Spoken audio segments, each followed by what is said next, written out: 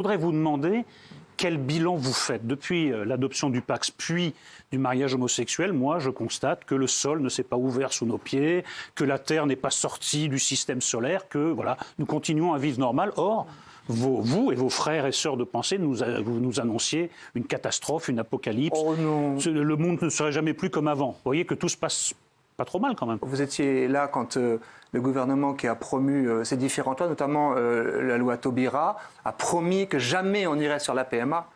Et le gouvernement actuel promet que jamais on ira sur la GPA. Donc je pense qu'on peut nous reconnaître en tout cas de ne pas avoir été naïfs sur les conséquences de ces différentes lois qui aboutissent effectivement à nos yeux, non pas à une satellisation de la Lune, elle est déjà satellite de la Terre, mais plutôt à effectivement une déstructuration du repère qui nous tient énormément à cœur, et j'ai énormément de Français, le père, la place du père, souvent manquant, il n'y a pas de père parfait, je ne suis pas un père parfait, mais l'idée qu'on conçoive délibérément des enfants en les privant de toute référence paternelle. Alors quand ça arrive dans la société, il y a des accidents, des difficultés, des drames, des deuils aussi. On vient en aide à ces familles, notamment aux familles dites monoparentales. L'État s'engage, et nous sommes engagés nous-mêmes à Alliance Vita auprès de ces familles, mais créer de toutes pièces, concevoir un enfant qui n'aura pas de père, qui sera privé de la moitié de son origine biologique, généalogique, nous trouvons ça profondément injuste pour l'enfant. Et notre ligne de base, c'est solidaire des plus fragiles. Pour nous, le plus fragile, c'est l'enfant. Alors on peut entendre tous les désirs possibles, et on en entend énormément. Et moi, j'ai beaucoup de désirs que parfois je restreins par respect pour le plus fragile. Eh bien, l'enfant, pour nous, est le plus fragile. Donc, ce que vous contestez dans la PMA pour toutes, j'ai beaucoup de mal avec PMA pour toutes. PMA pour toutes, c'est le sort fait à l'enfant. C'est ça votre principale critique? Bien sûr, c'est ça, oui. C'est simplement que, pour nous, un enfant... les Français, vous avez remarqué dans les sondages la façon dont les Français peuvent être contradictoires. Quand on leur propose un nouveau droit pour quelqu'un, ils vont dire oui, généreusement.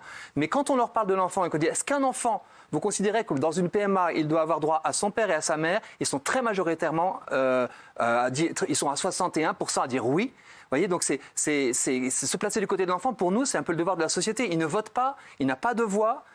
On ne peut pas lui demander son avis, c'est vrai. Mais prendre le risque de le priver d'un père, alors même que, vous voyez, le gouvernement Macron vient de proposer, au nom des 1000 premiers jours de l'enfant, de renforcer le congé paternel. On a Boris Cyrulnik qui nous explique que le père est essentiel dans les premiers jours. Et dans le même temps, on va escamoter le père. On va dire à des enfants, le père est un oui, mais vous avez un peu esquivé une partie de ma question. De toute manière, vous étiez opposé au mariage homosexuel, indépendamment de toute autre considération. Bien sûr, mais nous l'étions pour cette raison précise, qui était, il n'y a pas de mariage sans filiation, sans procréation, et inéluctablement, cela privait des enfants de leur père. Et c'est la raison pour laquelle c'était au nom de l'enfant, vous reprenez nos pancartes de l'époque, c'est au nom de l'enfant, et l'avenir nous a donné raison. Il y a d'ailleurs, Libération l'a dit, ils avaient raison.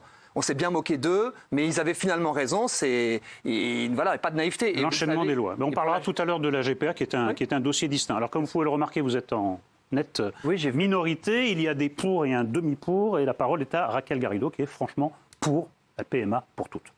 Oui, moi, je voudrais quand même dire à notre invité que, pour moi, se poser des questions sur ces thématiques, c'est pas être fasciste.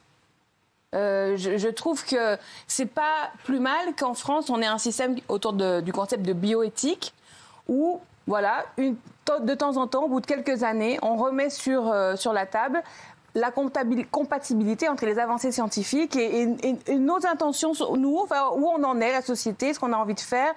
Voilà, et je pense que je vais vous donner acte de votre bonne foi dans votre pensée et dans vos intentions. Voilà. Je ne suis quand même pas du tout d'accord avec vous, parce que je pense qu'il y a une contradiction très forte dans votre façon de voir la famille.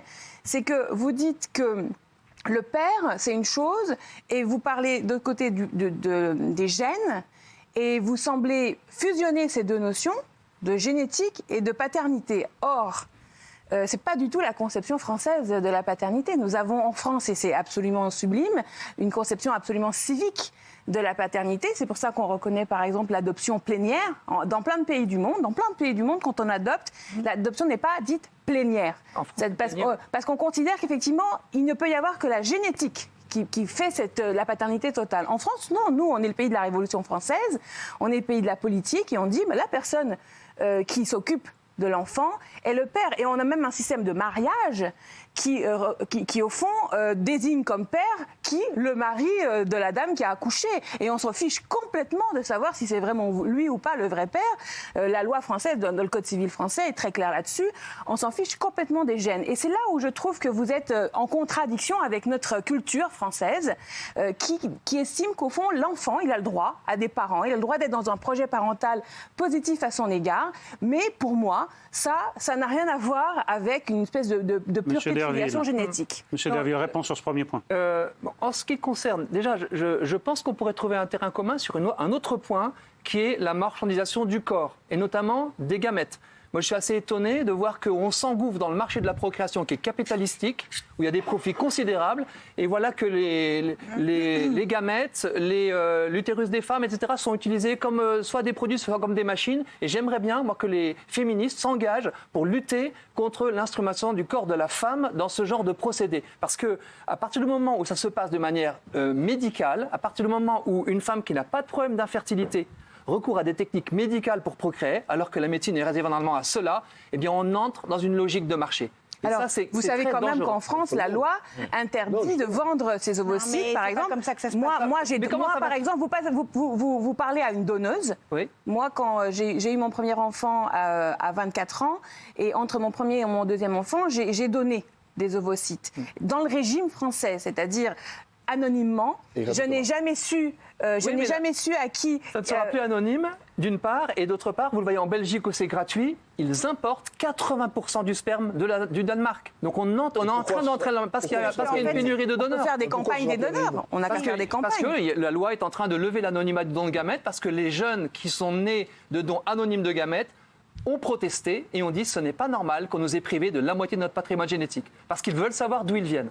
Mais je n'ai pas répondu à votre remarque légitime, bien sûr, sur l'adoption.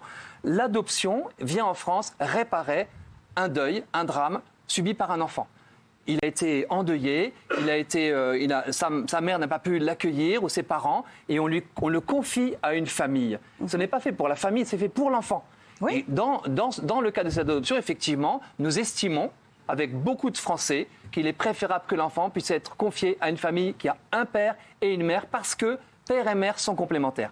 Ils ne sont pas interchangeables. Mais là, vous êtes dans un jugement de morale qui a trait aux façons de se mettre en ménage. Puisque à ce moment-là, vous dites l'homosexualité comme façon de vivre, vous labellisez comme étant, par définition, contraire à l'intérêt de l'enfant, ce qui est faux, puisque là-dessus, on a des études. C'est vrai qu'en France, longtemps, les gens ont été plutôt méfiants vis-à-vis de la parentalité homosexuelle. Et je le dis sans embâche, je trouve ça normal que les gens se posent des questions et se disent est-ce que c'est vraiment l'intérêt de l'enfant ? Mais on a tellement de recul, et notamment des reculs d'études internationales qui montrent que l'enfant, il n'est pas moins bien dans une famille homoparentale. Les études sont contradictoires, mais la question, c'est le repère. Les enfants, vous avez vu cet homme qui était né d'un GI américain. Il a cherché pendant 50 ans son père. D'où il venait. On ne fait pas un enfant avec 2 ovocytes.